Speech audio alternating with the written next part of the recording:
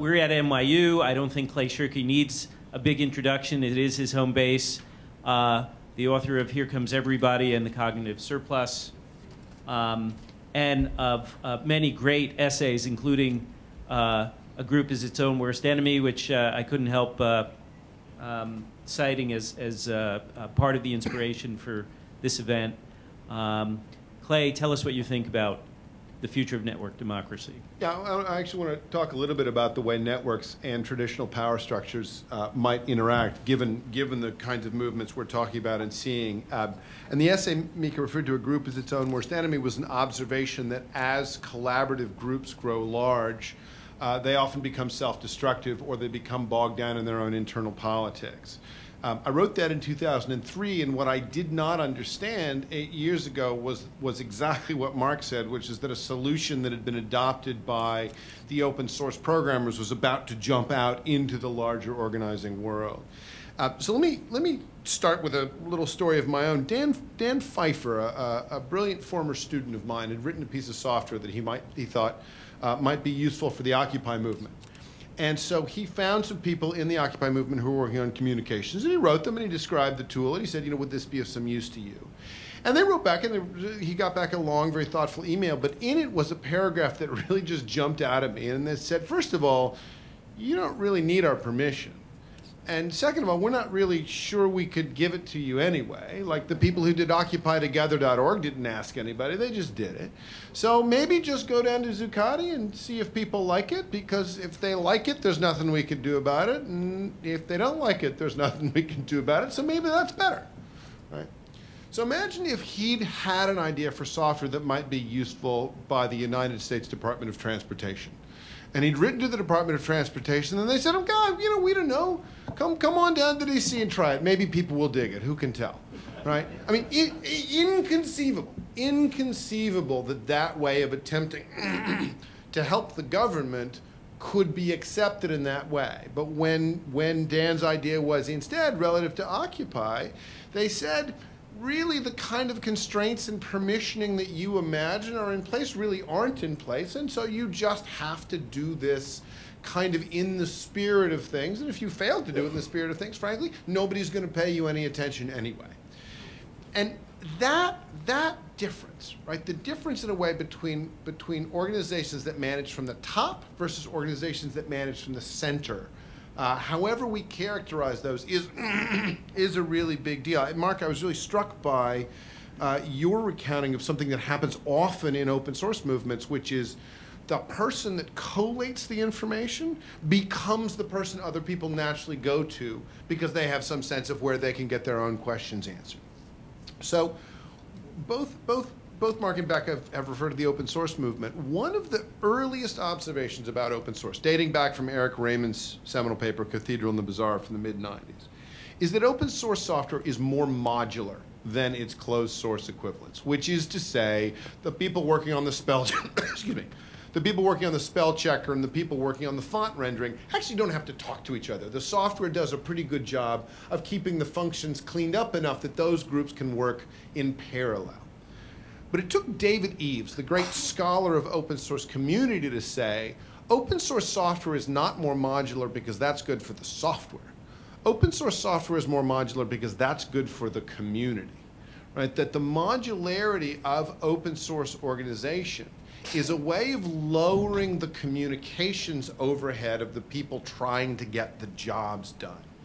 So what this modularity does, it allows for a massive increase in the number of potential participants, absolutely unheard of scale for people contributing to things like Linux or Firefox, without an equivalent increase in the amount of required management overhead. That's, in a way, the secret that has moved out of the open source movement and into organizing generally. What that technique of modularity allows for is massive collaboration without massive cooperation. And that change is a big part, I think, of the stories that we've been hearing this evening. What that means is, down at Zuccotti, the people doing the signs and the people working on the gray water treatment plant don't have to coordinate with one another. What it means in the Tea Party is that in California, the people running Sacramento and the people running San Francisco don't have to coordinate with one another. They can actually aggregate the lessons after the fact, right? And that distribution of participation at very low cost allows these movements to grow incredibly quickly and allows for an enormous diversity of strategies to be tried out in parallel without having to spend all of that time convincing people that this strategy or that strategy will be better. Anyone who's ever worked in a big organization has sat in that meeting where you've spent so much time talking about whether or not something might be a good idea that you realize you've just expended more energy than you would have expended had you simply tried it. And typically in these kinds of organizations, those kinds of meetings don't happen. So on the list of advantages for collaboration without cooperation, right? Here are two things that are not on that list. Enormous clarity of management structure and visible adherence to formal written rules, right? And yet, those are two things that are pretty much the sine qua non of government structure. Right? So one of the open questions that we all face is, some of us face it as activists, some of us face it as observers, but is what are the ways that these new techniques of organizing now around expressly political goals are going to interact with traditional political establishments? And this is assuming success. Obviously, one of the normal cases will just be failure. But assuming these movements succeed, how are they going to interact between insurgent or call them late model social movements and relatively traditional government structure? So one model we've seen already is the protest model, where a group of people come together and they operate in what Pierre Rosanvallon calls counter-democracy. Their main goal is not some affirmative strategy being executed. Their main goal is to get some current situation to simply stop. As Mika sometimes says, these kinds of movements are better at no than go. Right? We have seen quite a few of those. The contemporary situation in both Egypt and Tunis, for example, or Tunisia, for example, are unusual kind of 21st century problems where the answer to the question, who is the new government, is not in fact the people who toppled the old government. Because for the first time, the people who brought down the old government didn't have to look like a government to do the toppling.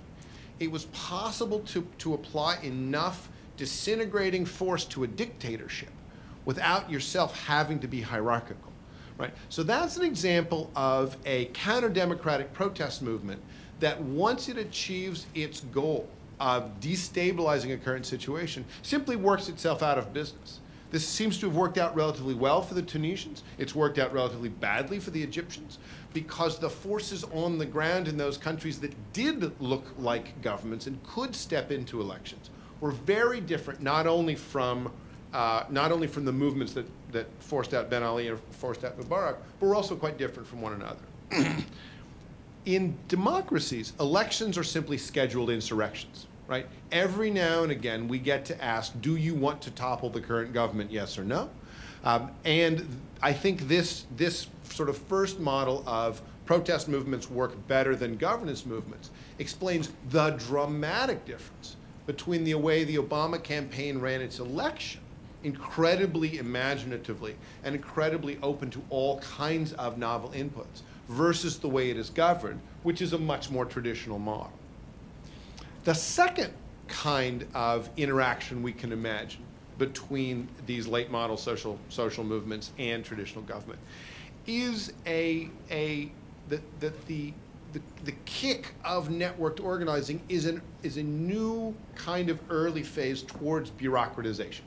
That these organizations, in as much as they face the same pressures as their forebears, start to bureaucratize around coordination. Something like this, for example, has happened to Wikipedia, where in the old days, really anybody could edit any article, but under considerable pressure, Wikipedia has essentially developed a constitutional system of checks and balances.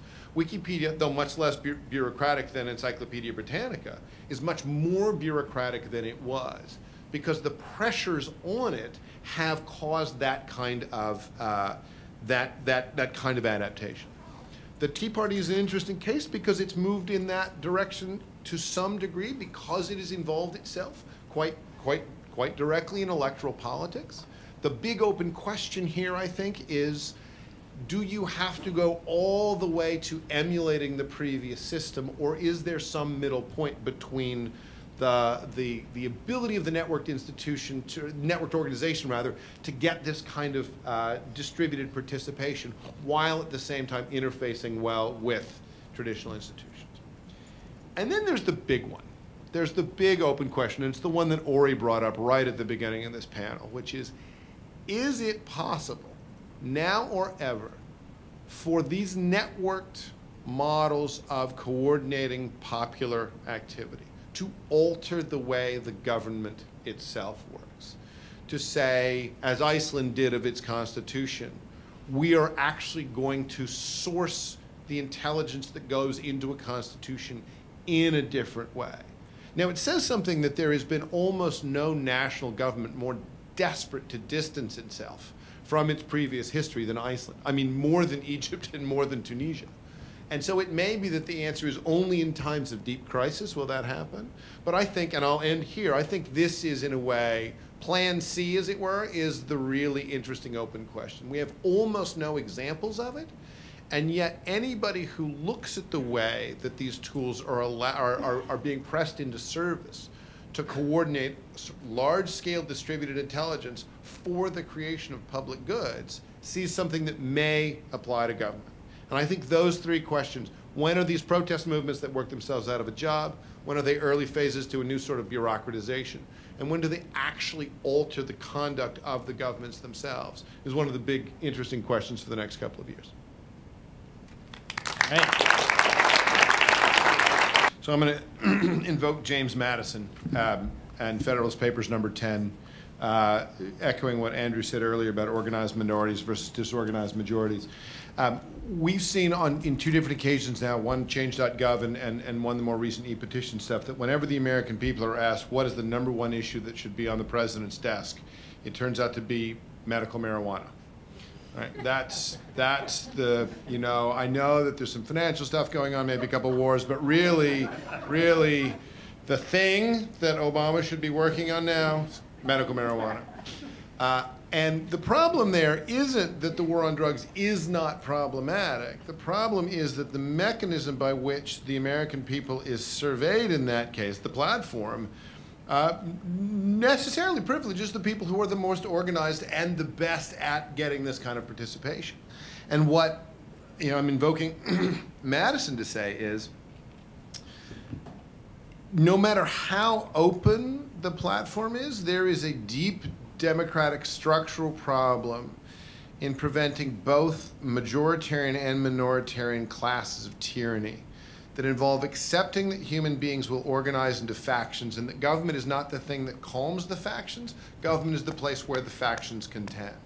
So even in as open a platform as we can develop and have, we are still going to need rules that constrain the factionalization to whatever we consider as a group to be a fair fight, which is what went into the design of the second, which is to say our current Constitution.